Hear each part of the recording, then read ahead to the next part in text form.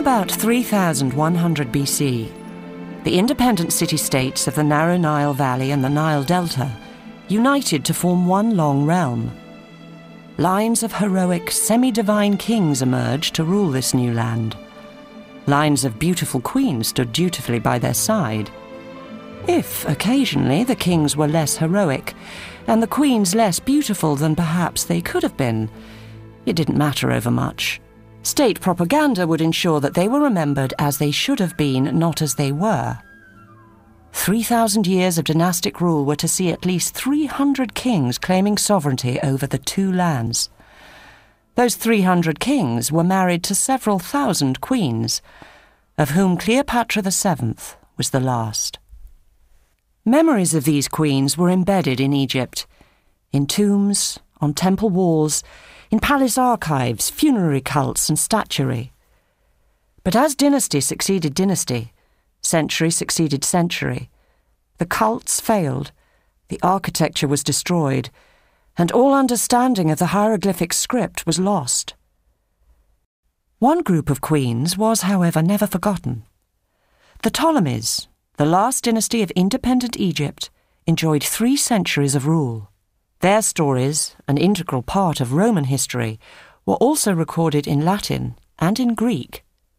Best remembered of all was Cleopatra VII, certainly not the most successful Ptolemy nor the longest lived, but the Ptolemy whose decisions and deeds influenced 2 of Rome's greatest men, and in so doing affected the development of the Roman Empire. Her story did more than survive in dusty official histories.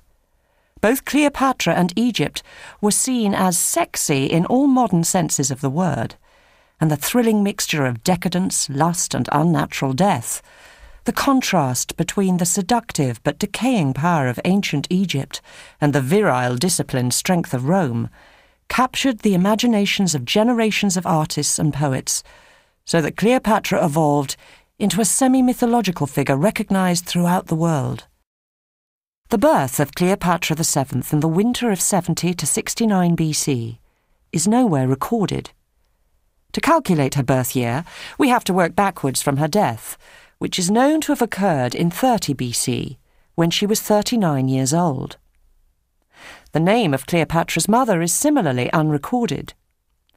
Given that the king Auletes openly acknowledged Cleopatra as his daughter, do we really care today who this missing mother was?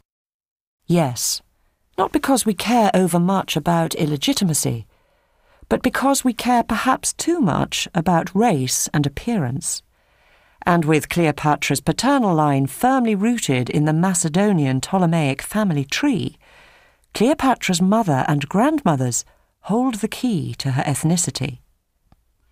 2,000 years after her death, Cleopatra still has political relevance, and arguments over her racial heritage, was she black or white, inspire fierce debate, with black variously defined as meaning of Egyptian origin, or a person from non-Mediterranean Africa, or any person of colour, and white usually being equated with Greek. These definitions, of course, are open to charges of Eurocentrism and Afrocentrism. But can we not have black Greeks, or non-black Africans? In the USA in particular, the recognition that traditional history has too often been written by a male, Eurocentric elite has led to the development of the theory, sincerely held by many, that Cleopatra was a black Egyptian queen whose achievements have been reallocated to a white Proto-European. Scholarly discussions and heated internet arguments abound between the black and white camps. So who exactly was Cleopatra VII? We know that she was a direct descendant of Ptolemy I, a Macedonian. Culturally, the Ptolemies were Hellenistic Macedonians. But what of Cleopatra's racial heritage? We suspect her mother was Cleopatra V, who might have been closely related to Cleopatra's father, Auletes. If, however, Cleopatra's mother was not a Ptolemy, then she could have been an elite woman from anywhere in the Hellenistic world, although it seems most likely she was either Egyptian or Greek. But can we assume that an Egyptian mother would be pure Egyptian? For almost 3,000 years, tradition, theology, and ideology had taught the Egyptian elite that they lived at the heart of the civilized world. Those who lived and died by Egyptian custom within Egypt were Egyptian, the most blessed people in the world. Egyptianness was very much a matter of culture. Colour, both skin tone and racial heritage, was an irrelevance. Libyans, Nubians, Asiatics and others had settled beside the Nile, and individual Egyptians had freely married people who looked or spoke differently. As a result, there was a diverse range of racial characteristics, with red-headed, light-skinned Egyptians living alongside darker-skinned neighbours. This makes it difficult to estimate just how many Egyptians were actually of non-Egyptian origin. All we can conclude from this survey of just 2 generations is that in the crudest of statistical terms, Cleopatra was somewhere between 25% and 100% of Macedonian extraction, and that she possibly had some Egyptian genes. So she's most likely to have had dark hair and an olive or light brown complexion. Roman historians did not believe that childhood experiences helped to shape the adult, so we know very little about Cleopatra's childhood in, we assume, Alexandria. But we do know that raised to stand alongside their brothers as queens, the Ptolemaic women participated in state affairs, and some were effective and occasionally ruthless queens. They were women of substance, owning land, property, and bank accounts. The extent to which these highly professional businesswomen were formally educated is unclear. To be effective, they had to be able to read, write, and do arithmetic, also to understand the laws, history, and traditions of Greece, Egypt, and the wider Mediterranean world. Cleopatra VII must have had private tutors, borrowed, we might reasonably assume, from the Museum, home to the world-famous scholars of Alexandria, but they, like most of her personal advisers, go unrecorded. Cicero, who met and took an instant dislike to Cleopatra, confirms that she had academic leanings. Her promises were all things to do with learning, and not derogatory to my dignity. Plutarch writes that she could readily turn to whichever language she pleased, so that there were few foreigners she had to deal with through an interpreter, and to most she herself gave her replies without an intermediary. To the Ethiopians, Troglodytes, Hebrews, Arabs, Syrians, Medes, and Parthians, it is said that she knew the language of many other peoples also, although the preceding kings of Egypt had not tried to master even the Egyptian tongue, and some had indeed ceased to speak the Macedonian dialect. This tradition of Cleopatra the intellectual would persist, and medieval Arab historians would revere Cleopatra as the virtuous scholar, a philosopher, alchemist, mathematician, and physician with a special interest in gynecology, although the only evidence for her interest in medicine is the fact that she supported a temple associated with female health and healing. It is perhaps more telling that she employed the distinguished scholar Nicolaus of Damascus to educate her twins Alexander Helios and Cleopatra Selene. Clearly, she regarded education as an important matter for both boys and girls. Cleopatra's father, Auletes, understood that Egypt's future was bound up with the future of Rome. Unfortunately, he was incapable of persuading his people, the kingmakers of Alexandria, to accept the situation. Hindsight makes it all seem terribly obvious.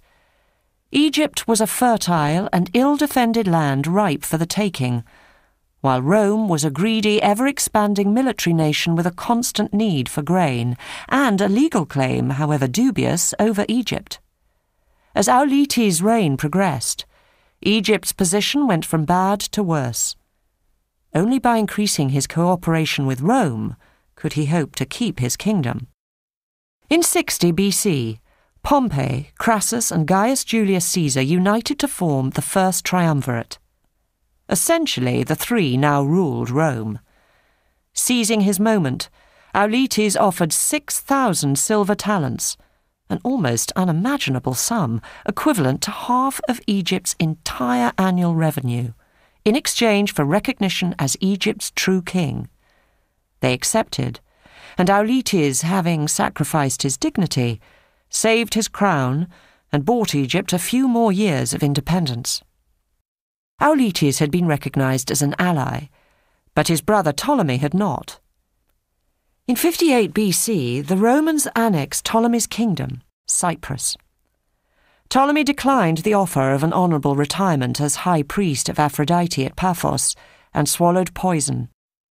As the Alexandrians took to the streets in the capital city to protest against their king's apparent indifference to his brother's fate, Auletes fled first to Rhodes and then to Rome. With her unpopular father absent, Berenice IV proclaimed herself queen and ruled for 2 years with the full support of the Alexandrians. Auletes' exile continued until early in 55 BC he managed to bribe Gabinius, governor of Syria, to give him military support. As Plutarch delicately puts it, Gabinius himself felt a certain dread of the war, although he was completely captivated by the 10,000 talents. Later that same year, Pelusium, Egypt's easternmost city, fell to Gabinius's mercenary army.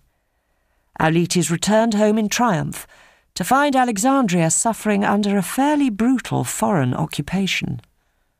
His vengeance was swift and uncompromising. Berenice and her most prominent supporters were executed, and their confiscated property was used to repay some of Auletes' ever-increasing debts.